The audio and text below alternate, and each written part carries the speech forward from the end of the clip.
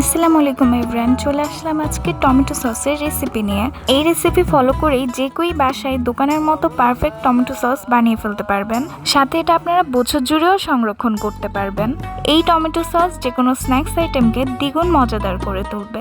চলেন তাহলে চলে যাই আমাদের এই টমেটো সসের মজাদার রেসিপি বানাতে। প্রথমেই এখানে টমেটোগুলোকে আমি একদম ভালো করে ধুয়ে নিয়েছি। ধুয়ে নিয়ে এখন একে একে সবগুলো পাতিলের মধ্যে দিয়ে নিচ্ছি। রেসিপিটাকে কেউই কঠিন করে মনে করবেন না, ভিডিও শেষ পর্যন্ত দেখতে থাকুন। এটা কিন্তু খুবই মজা হয়, সহজেই বানিয়ে ফেলতে পারবেন। একে একে এখন নাইফের সাহায্যে আমি সবগুলো টমেটো কেটে নিচ্ছি।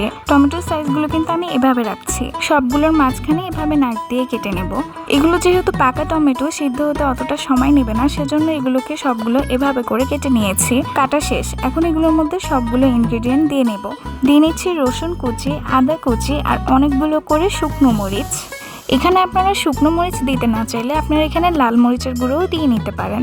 টমেটোগুলো কিন্তু এখনো সিদ্ধ হতে বসায়নি। এর আগে এখানে দিয়ে নিচ্ছি পরিমাণ মতো লবণ। লবণটা দিয়ে নেওয়ার পর এগুলোকে এখন ভালো করে সবগুলোর সাথে মিশিয়ে নেব। মিশিয়ে নেওয়া হয়ে গেলেই এটাকে চুলে বসিয়ে এটাকে সিদ্ধ করে নেব। এটা সিদ্ধ হতে তেমন একটা বেশি সময় নেয়নি। এগুলো সিদ্ধ হতে কিন্তু আমি কোনো ধরনের পানি ইউজ করিনি। এগুলো কিন্তু নিচ থেকেই পানি বের হয়ে আমনে আমনে সিদ্ধ হয়ে গিয়েছে।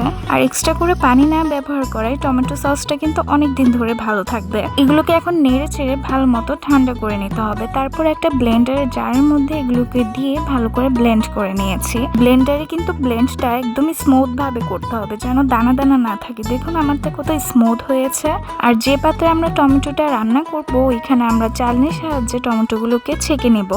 এগুলো ছেঁকে নেওয়া হয়ে যাওয়ার পরে আমরা নেক্সট প্রসেসিং এ চলে যাব। দিয়ে নিচ্ছি এখানে এখন চিনি। চিনিটা আপনারা আপনাদের টেস্ট অনুযায়ী দিয়ে নেবেন, কম বেশি যে কেউ দিয়ে নিতে পারেন।